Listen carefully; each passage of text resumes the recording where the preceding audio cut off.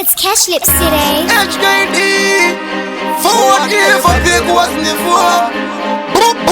Your Cash Lips Musati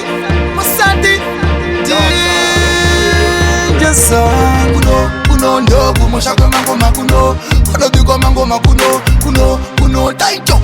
fenda kuno osaba udze kuti ndezve kuno yesitaka mashaisa kubva kudhara vakasvika leti chigaro tachigara tengezoni yakadzika midzi kudhara sepita vakatipa mafanzi kudhara mukanataka mashaisa kubva kudhara vakasvika leti chigaro tachigara HKD tadzika midzi kudhara tengezoni saidi bigi yadzine mbada saka Cash Lips ipe kuno bititiite zvebasa siyavo vanosefisa malips I done this ndina nguva yekuswera ndichitukana kupopotana nemumwe artist ndiri entertainer handizvigone zvekutesta namasimba muindustry ndaramba nekisi ukamzopanotukanwa datanowi regezo netoda runyararo nepeace yezitaka mashaisa kubva kudhara vakasvika leti chigaro tachigara tengezoni yakadzika midzi kudhara sepita vakatipa mafanzi kudhara mukanataka mashaisa kubva kudhara vakasvika leti chigaro tachigara HKD tadzika midzi kudhara tengezoni saidi bigi yadzine mbada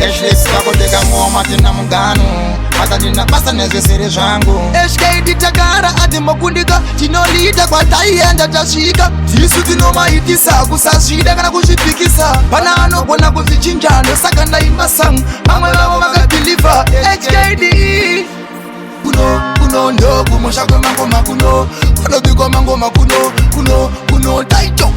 fenda kuno osava udze kuti ndezvekuno mashaisa kubva kudhara vakasvika leti chigaro tachigara tengezoni yakadzika midzi kudhara sepita vakatipa mafanzi kudhara mukanataka mashaisa kubva kudhara vakasvika leti chigaro tachigara HKD tadzika midzi kudhara tengezoni saidi bigi yadzine mbada saka Cash Lips ipe kuno bititiite zvebasa siyavo vanosefisa malips I done this ndina nguva yekuswera ndichitukana kupopotana nemumwe artist ndiri entertainer handizvigone zvekutesta namasimba muindustry ndaramba nekisi ukamzopanotukanwa datanowi regezo netoda runyararo nepeace yezitaka mashaisa kubva kudhara vakasvika leti chigaro tachigara tengezoni yakadzika midzi kudhara sepita vakatipa